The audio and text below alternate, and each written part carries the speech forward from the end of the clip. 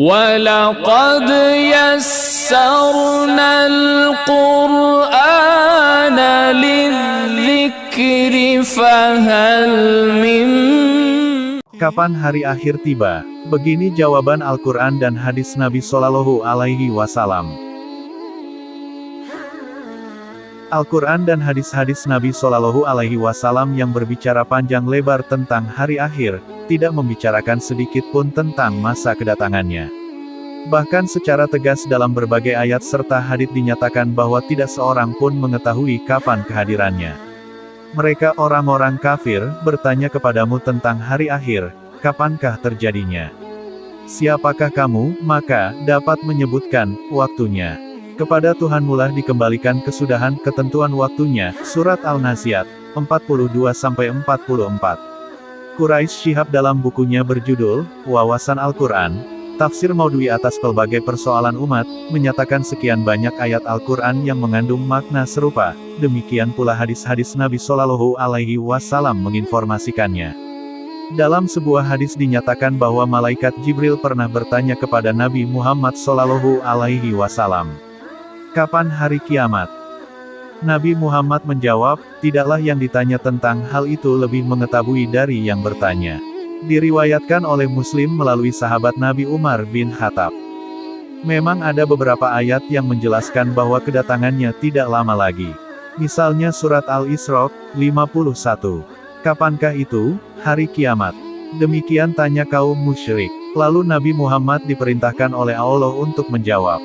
Katakanlah, boleh jadi ia dekat. Surat Al-Qamar 1 juga menyatakan bahwa telah dekat hari kiamat dan telah terbelah bulan. Dan surat Al-Anbiya 1 menyatakan telah dekat kepada manusia hari perhitungan kiamat, sedangkan mereka berada dalam kelalaian, lagi berpaling darinya. Nabi Muhammad juga bersabda, aku diutus, dan perbandingan antara masa diutusku dengan hari kiamat adalah seperti ini, sambil menggandengkan kedua jari-jarinya, yaitu jari telunjuk dan tengah. Diriwayatkan oleh Muslim melalui Jabir bin Abdillah. Apakah hadits dan ayat-ayat di atas menunjukkan kedekatan hari akhirat dari segi waktu? Boleh jadi, ujar Quraisy. Tetapi ketika itu tidak dapat dipahami bahwa kedekatan itu hanya dalam arti besok, 1000 atau 10.000 tahun ke depan.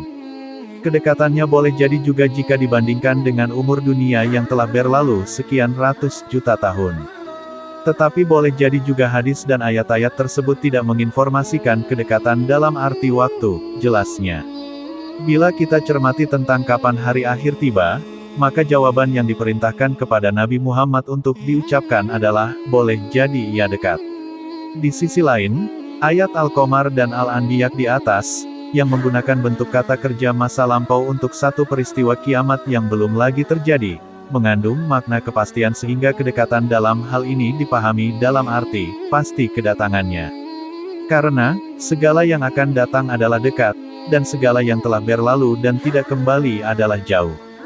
Agaknya informasi Al-Quran tentang kedekatan ini, lebih dimaksudkan untuk menjadikan manusia selalu siap menghadapi kehadirannya.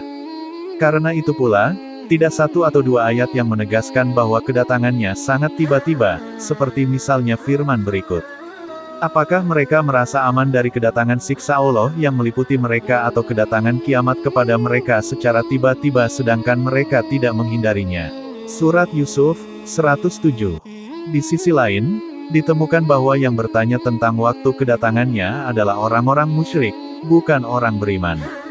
Orang-orang yang tidak beriman menyangkut hari kiamat, meminta supaya hari itu segera didatangkan, sedangkan orang-orang yang beriman merasa takut akan kedatangannya. Mereka yakin bahwa kiamat adalah benar, akan terjadi.